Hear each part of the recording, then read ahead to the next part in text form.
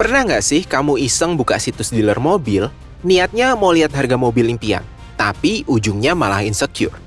Bayangin, misal kamu pengen beli mobil keluarga yang sederhana. Dulu, di pikiran kita, mobil yang murah, misal LCGC gitu, ya paling harganya sekitar 100 juta. Tapi pas lihat harga sekarang, waduh, LCGC aja udah ada yang tembus sampai 190 juta. Kalau mau yang agak nyaman dikit, kayak tipe LMPV, beberapa udah tembus di atas 300 juta. Kita mungkin sering bertanya-tanya, ini mobilnya yang emang canggih banget sampai harganya selangit, atau duit kita yang nilainya makin kecil? Jawabannya mungkin campuran keduanya. Tapi ada satu pemain bayangan yang sering luput dari perhatian kita. Padahal dia ngambil porsi sangat besar dari uang yang kita store ke dealer. Dia adalah pajak. Baru-baru ini, sebuah fakta menarik yang sekaligus bikin sesek napas diungkap sama Gabungan Industri Kendaraan Bermotor Indonesia atau GAIKINDO. Katanya kalau kamu beli mobil, hampir setengahnya harga itu bukan buat bayar mobilnya, melainkan untuk bayar pajak yang berbagai macam jenisnya. Bener nggak ya? Jangan lupa like video ini, komen pendapatmu, share ke temenmu, dan subscribe channel Baiklah biar nggak ketinggalan bahasan menarik lainnya soal hal-hal yang kelihatannya biasa, tapi ternyata krusial. Sebelum kita ngomongin pajak, kita harus lihat dulu konteks besarnya. Industri otomotif Indonesia belakangan ini bisa dibilang sedang nggak baik-baik aja. Ibarat tubuh manusia, pasar mobil kita lagi kena anemia alias kurang darah. Data dari GAIKINDO menunjukkan penurunan penjualan yang cukup bikin ketar-ketir. Sepanjang Januari sampai Agustus 2024, penjualan mobil secara wholesale atau dari pabrik ke dealer turun sekitar 17,1% dibandingkan periode yang sama tahun lalu. Rinciannya, sepanjang Januari sampai Agustus 2024, penjualan tercatat berada di angka 560 ribuan unit, berbanding 675 ribuan unit pada periode yang sama tahun lalu. Penurunan juga terjadi untuk penjualan retail, bahkan lebih parah, yaitu melambat 12% dari 665 ribu unit menjadi 584 ribu unit. Kenapa bisa lesu? Tentu ada banyak faktor yang mempengaruhi. Ketua 1 GAIKINDO, Jongki Sugiarto, mengatakan penurunan sudah tergambar dari situasi ekonomi yang sedang tidak stabil. Orang lebih memilih nabung buat kebutuhan pokok daripada beli mobil baru. Nah, di tengah kondisi pasar yang lagi susah jualan ini, isu soal tingginya pajak jadi sangat sensitif. Kalau harga mobil bisa lebih murah, logikanya orang akan lebih mampu beli dan industri bisa ngebul lagi asap dapurnya. Tapi, apakah benar pajak kita setinggi itu? Mari sekarang kita masuk ke inti masalahnya, yaitu soal tingginya pajak mobil di Indonesia. Jongki menyampaikan, pajak mobil bisa mencapai 40% dari total keseluruhan harga mobil, yang tentunya bikin harga mobil auto meroket. Tapi, apa benar sampai 40%? Mari kita bedah setiap komponen pajak satu persatu. Saat kamu membeli mobil dengan harga on the road atau OTR, harga itu sebenarnya adalah seperti ini. Tumpukan pajak ini terdiri dari pajak pusat atau masuk ke kas negara dan pajak daerah masuk ke kas Pemda. Pertama, kita bedah dulu pajak yang masuk ke pemerintah pusat. Yang paling familiar adalah pajak pertambahan nilai alias PPN. Tarif PPN yang dibebankan terhadap mobil baru sebesar 12%. Namun untuk mobil listrik bertenaga baterai diberikan insentif berupa PPN BM-DTP atau ditanggung pemerintah sebesar 10%. Dengan demikian, PPN mobil listrik hanya 2%. Kedua, ada pajak penjualan atas barang mewah alias PPNBM. Ya, mobil masih dianggap barang mewah. Tarifnya bervariasi tergantung emisi dan jenis mobil.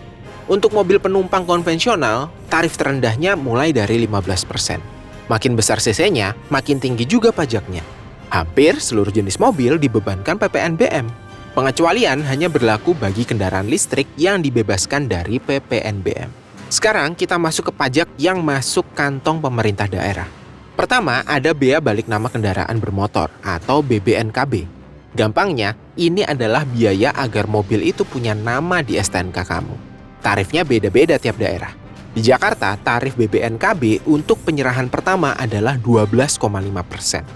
Tapi khusus daerah yang setingkat dengan daerah provinsi yang tidak terbagi dalam daerah kabupaten atau kota, tarif BPNKB paling tinggi ditetapkan sebesar 20%. Terakhir, ada pajak kendaraan bermotor alias PKB.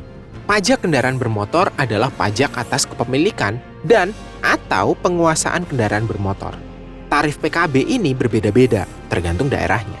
Berdasarkan Undang-Undang Nomor 1 Tahun 2022, tarif PKB untuk kendaraan kepemilikan pertama ditetapkan maksimal 1,2%.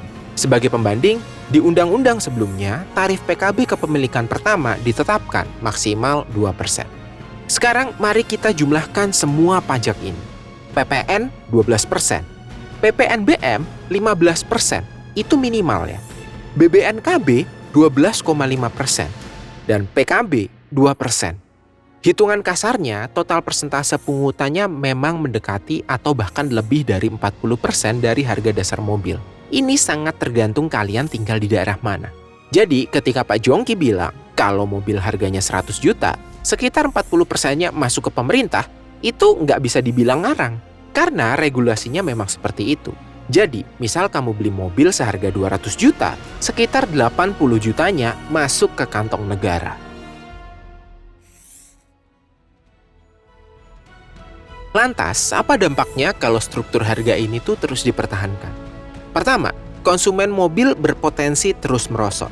Karena harga mobil baru yang makin gak masuk akal, banyak orang beralih ke mobil bekas. Pasar mobil bekas justru tumbuh subur karena depresiasi harga mobil baru sangat tinggi di tahun pertama, akibat hilangnya komponen pajak saat dijual kembali. Atau bisa juga dengan menunda pembelian dan menggunakan mobil yang sudah ada lebih lama. Imbasnya, peremajaan kendaraan melambat dan polusi dari mobil tua semakin meningkat. Yang kedua, industri manufaktur terancam stagnan. Indonesia punya mimpi jadi hub otomotif Asia. Tapi kalau pasar domestiknya lesu karena harganya kemahalan, investor jadi mikir 2 kali. Karena skala ekonomi yang nggak tercapai. Pabrik yang harusnya bisa produksi 1 juta unit, cuma produksi 800.000 unit. Ini bikin biaya per unitnya jadi makin mahal. Gaikindo sering menjadikan era pandemi atau dari tahun 2021 sampai tahun 2022 sebagai studi kasus yang sukses. Waktu itu, pemerintah memberi diskon PPNBM 100%. Hasilnya, meski ekonomi lagi hancur karena COVID, penjualan mobil justru melonjak drastis. Ini membuktikan kalau masyarakat kita sebenarnya mau dan mampu beli mobil, asalkan harganya wajar.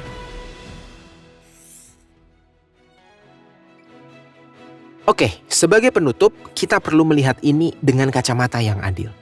Di satu sisi, Gaikindo benar. Pajak 40% itu beban yang sangat berat buat barang yang sekarang udah jadi kebutuhan primer bagi banyak keluarga. Apalagi transportasi umum kita belum merata sempurna. Kalau pajak diturunkan, harga turun, volume penjualan akan naik. Ujung-ujungnya, pemasukan negara bisa tetap besar dari kuantitas yang banyak. Di sisi lain, pemerintah juga punya alasan. Negara butuh duit buat bangun jalan tol, infrastruktur, dan subsidi lainnya. Pajak kendaraan adalah salah satu sumber cuan yang paling gampang ditagih. Mengurangi pajak mobil berarti mengurangi pemasukan APBN atau APBD dalam jangka pendek. Terus, apa solusinya? Mungkin sudah saatnya definisi barang mewah dalam PPNBM direvisi. Apakah mobil MPV 1500cc yang dipakai buat antar anak sekolah masih layak disebut mewah? Kalau pemerintah ingin industri otomotif Indonesia selamat dari badai stagnasi, mungkin strategi jual murah tapi laris lebih baik daripada jual mahal tapi sepi. Sampai kebijakan itu berubah, ya kita sebagai konsumen cuma punya 2 pilihan. Nabung lebih keras atau bersahabat akrab dengan bengkel mobil tua kita. Gimana menurut kalian? Rela bayar pajak segitu atau mending duitnya buat yang lain? Kalau kamu ngerasa video ini bikin kamu ngerti sesuatu yang sebelumnya kelihatan rumit, jangan lupa untuk like, komen, dan share ke temenmu. Dan tentu aja, subscribe ke channel Baiklah biar kamu nggak ketinggalan pembahasan-pembahasan penting lainnya.